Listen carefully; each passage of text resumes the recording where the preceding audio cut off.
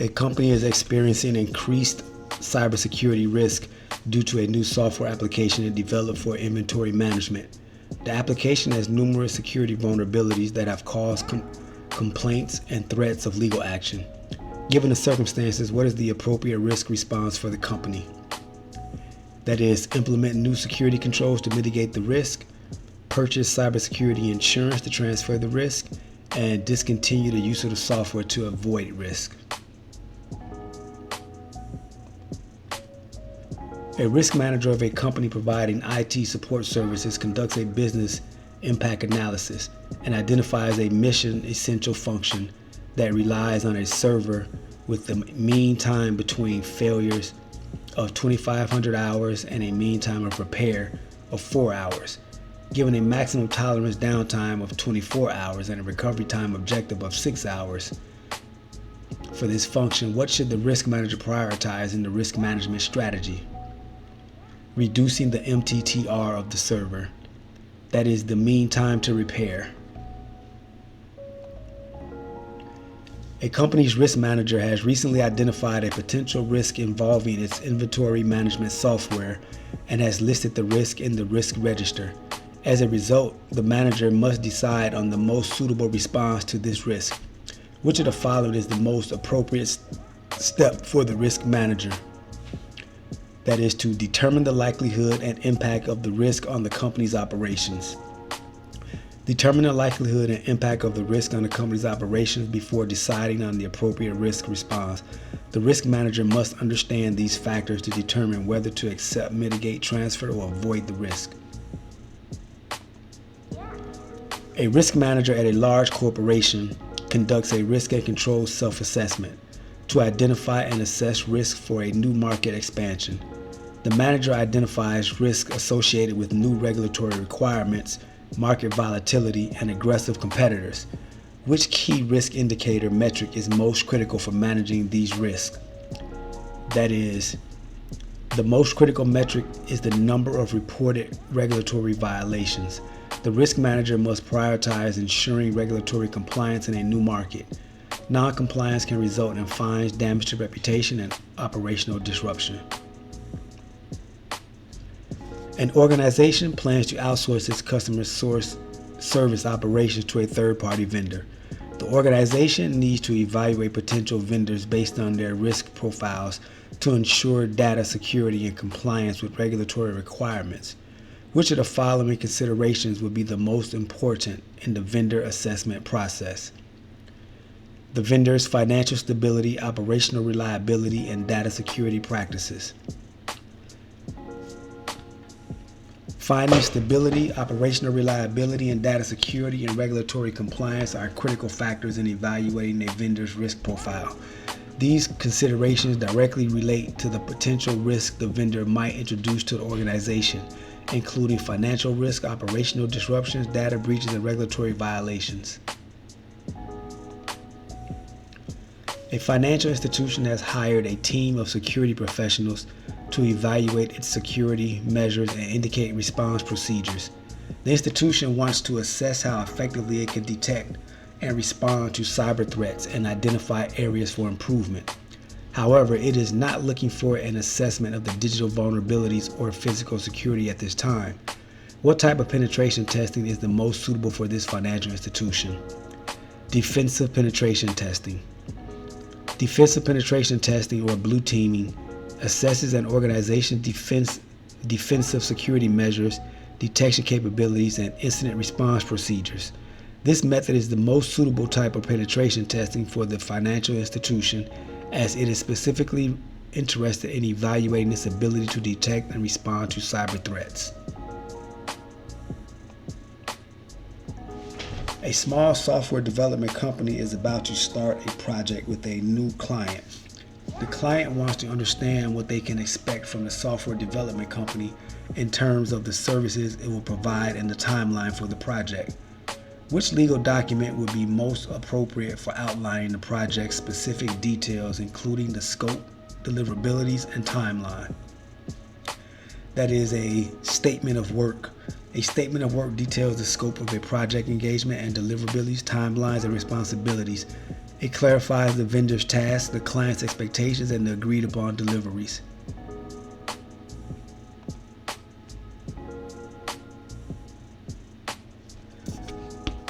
An organization must hire non-affiliated consultants to conduct an assessment. The organization expects the consultants to provide a broad evaluation of the organization's overall performance, practices, and capabilities, including specific focus areas such as strategy, operational efficiency, risk management, cybersecurity, or compliance practices. Which type of assessment meets the organization's needs? An external assessment. External assessments or consultants conduct an external assessment to evaluate an organization's overall performances, practices, capabilities, or specific focus areas.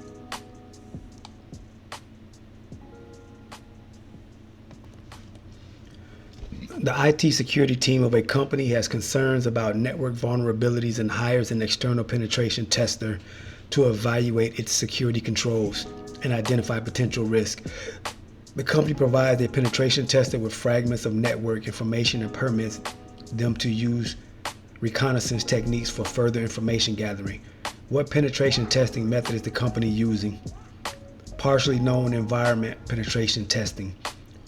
Partially known environment penetration testing involves the tester's limited knowledge about the targeted system or network. During the test, the tester may employ reconnaissance techniques to gather additional information about the target.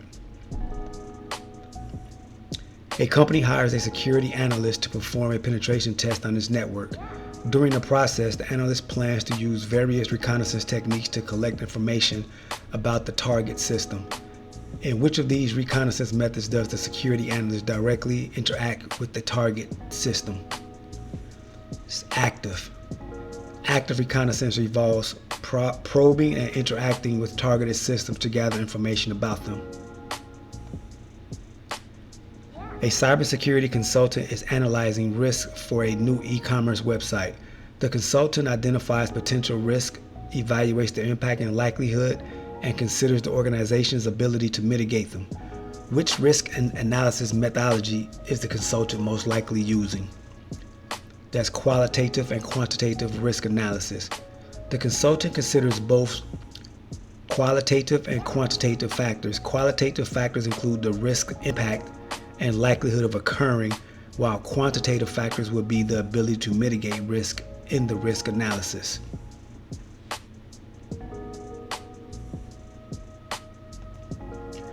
A large healthcare organization is considering an alliance with a third-party medical software provider. The organization wants to ensure they will document all aspects of the alliance.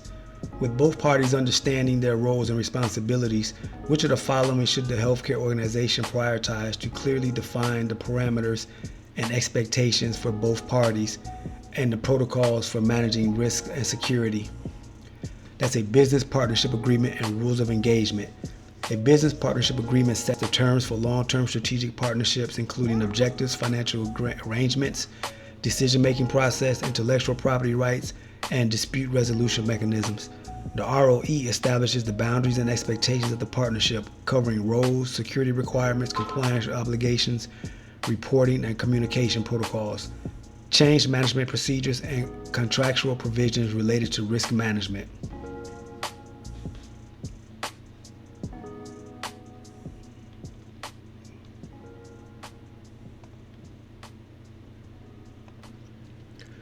A technology company is considering several third-party vendors for a critical software development project. The selected vendor will have access to sensitive intellectual property. The company needs to mitigate the risk associated with outsourcing this project. What will be the most critical step in the third-party vendor assessment process to ensure the protection of the company's intellectual property? Evaluating the potential vendor's security measures, regulatory compliance, and history of handling sensitive data. A large financial institution is considering outsourcing its IT infrastructure to a third-party cloud service provider. The company has concerns about the risk of giving its sensitive financial data to an external vendor. What approach should the company use to ensure the vendor complies with the appropriate security standards and regulations? That should be ensure the vendor consents to and undergoes regular penetration testing to verify their security practices. Penetration testing identifies potential vulnerabilities in a vendor's systems, networks, and applications, assessing their security posture. The company gains insights into the vendor's security resilience and vulnerabilities that attackers could exploit by conducting or requesting evidence of regular penetration tests. An organization is expanding its operations into a new region with unfamiliar regulatory requirements. The risk management team conducts a thorough risk assessment and identifies a need for robust controls to ensure compliance. Which of the following would be the most effective metric for tracking regulatory compliance risk in this situation? That's the employee percentage who have received compliance training. An organization must ensure its operating practices align with laws, regulations, standards, policies, and ethical requirements. The organization wants to evaluate the effectiveness of internal controls, identify any compliance or risk areas, and communicate findings to internal stakeholders such as risk managers. Which internal assessment approach would be most appropriate for the purpose? Compliance assessment. A compliance assessment ensures that operating practices align with laws, regulations, standards, policies, and ethical requirements through an internal evaluation. This approach is the most appropriate for the scenario described. A multinational corporation hires a team of penetration testers to assess the security of its operations across both digital and physical domains. The team incorporates a few penetration testing techniques, including simulating real-world cyber attacks, evaluating defensive measures, and assessing physical security controls. What approach to penetration testing is the corporation using? Integrated penetration testing. Integrated penetration testing is a holistic approach that combines different types of penetration testing methodologies and techniques to assess the overall security of an organization's systems, networks, applications, and physical infrastructure. A large manufacturing company is considering partnering with a third-party vendor for a crucial supply chain operation. The company wants to minimize the risk associated with this outsourcing. What would be an effective method to assess the vendor's capabilities, security, and compliance practices before entering a business partnership? Gather and analyze the vendor's financial stability, reputation, and technical capabilities. A company is prioritizing the security of its sensitive financial information. With a diverse team of remote and in-office staff, the IT security team must ensure that this data is secure, whether on a server in the data center, sent via email to international partners, or actively used by an authorized user on the corporate network. Which two methods are most effective for securing this company's data? Encryption and hashing. A tech startup has just suffered a data breach where sensitive customer financial data leaked. The chief executive officer has an immediate concern about the tangible penalty the company will face due to violating data protection regulations. What is the CEO primarily concerned with in this situation? Fines.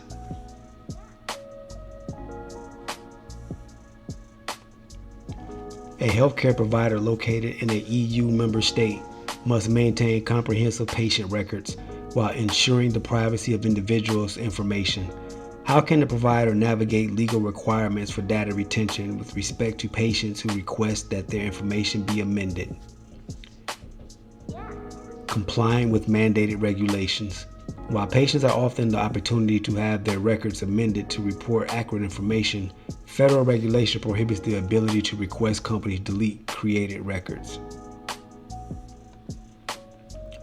A tech startup is rolling out a new platform that collects user feedback to improve its software. The company manages the data collection, decides how to process it, and has subcontracted a third-party analytics firm to analyze the feedback. Which role is the startup playing? Data controller. The controller determines the purposes and means of processing personal data. In this case, the startup decides how the data processes and manages collection, making it the controller. A multinational corporation is preparing to launch a new cloud service that will store customer data from various countries. The chief privacy officer must ensure the service complies with cross-border data transfer regulations and individual rights under different national and international laws. What is the CPO considering? Ensuring adherence to global data transfer frameworks and agreements. Adherence to international frameworks is crucial in a multinational environment where customer data is moving across borders.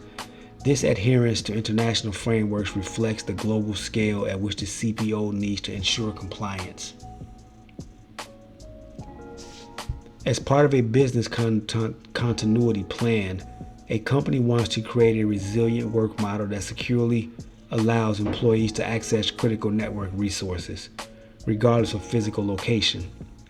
This model must enforce strict access controls and multi-factor authentication while facilitating on-site and remote work capabilities. What type of work environment mostly aligns with these requirements? That's a hybrid work environment.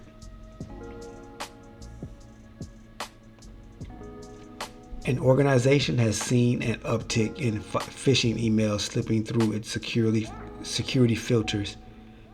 It is enhancing technical security measures, but is considering immediate actions to involve employees more effectively in its defense strategy to mitigate related risk. Which actions should the organization undergo? Conduct training sessions for employees to recognize phishing attempts. Implement a system for employees to report detected suspicious emails. And deploy a new firewall to inspect incoming email traffic. A healthcare provider is modernizing its data storage solutions to comply with health information privacy laws. The Chief Information Security Officer must ensure that sending data access logs to healthcare regulatory authorities is in a specific format. What kind of reporting is taking place? External compliance reporting.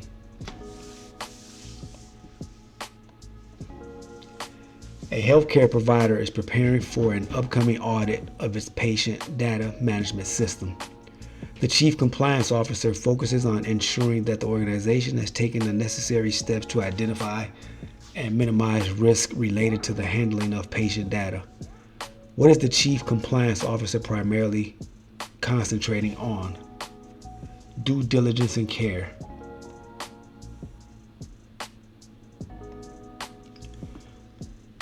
The company's security team notices a significant increase in security incidents stemming from employee errors and decides to focus on proactive strategies to reduce these incidents. What approach educates through gamification and allows employees to engage in simulated security scenarios? Computer-based training and tabletop exercises. Computer-based training might use video game elements to improve engagement. For example, students might win badges and level up bonuses such as skills or digitized loot to improve their in-game avatar.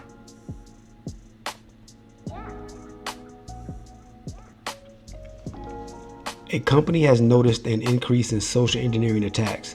To help employees identify and understand the context of these attacks, what should the security team's primary initiative be? Conducting situational awareness training. Conducting situational awareness training prepares employees to recognize malicious interactions and understand their contacts and potential consequences.